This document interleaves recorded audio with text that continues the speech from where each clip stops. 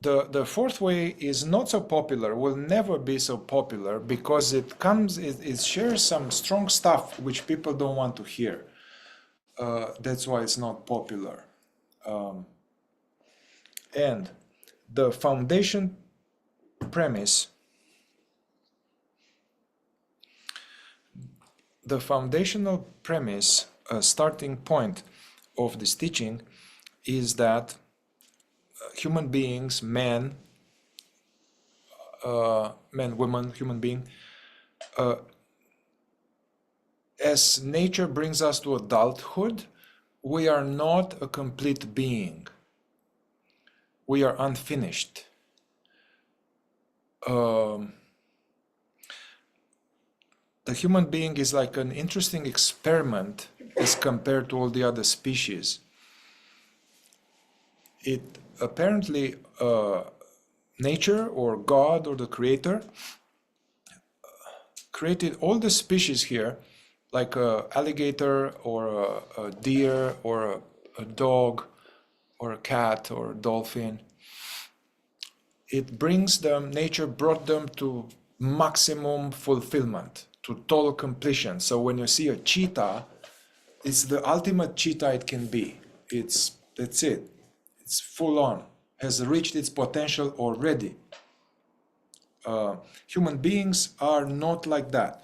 Nature brings us to a certain state of development, especially development of the body and on some emotional, intellectual, kinetic function.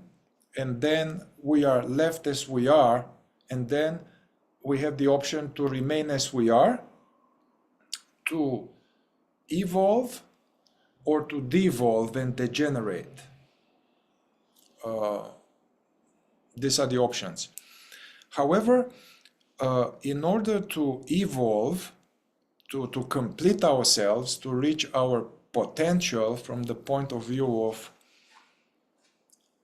what we are seeded with, like an acorn has the potential of being an oak tree.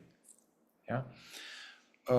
In order to fulfill this potential, it is necessary to make conscious, intentional effort for a long time to achieve this evolution. So,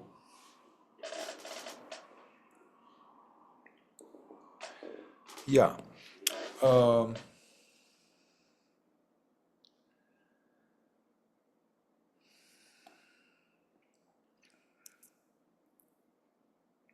So the condition of human beings as we are left, and going for our education and school and university and all of that, is ultimately, if we are really honest, it's a state of dissatisfaction. Actually, Buddha was talking about it. It's a dukkha, dissatisfaction, suffering. Whether if it's intense suffering or it is mild dissatisfaction, low humming, there's a dissatisfaction, there's a sense of lack, there's a sense of something is missing, something is not quite right, there is a sense of unease, there's a sense of not being settled, and there is disharmony within our body-mind, disharmony in the heart, disharmony in the mind, disharmony between the mind and the heart and the body. And we are living in what's called the substate.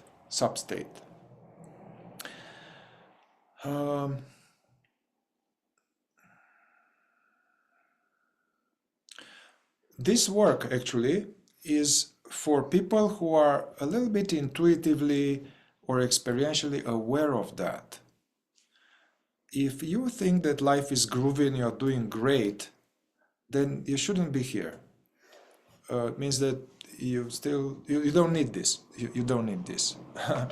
This is only for people who are some kind of dissatisfied with what's happening right now, and they have a sense that there's more possible. There's more that I'm missing. A bit like a Neo in Matrix. He was relatively successful programmer and having fun and creative, but he felt that there is something is not quite right and something is missing, and he was seeking some answers. And unbeknownst to him, Neo and Matrix, he was right, because the one that he thought he was actually was dreaming. He was dreaming. Actually, he wasn't even there. He was in a jar, sucked by the machine, living unconsciously all his life in sleep, while dreaming to be a creative, successful programmer.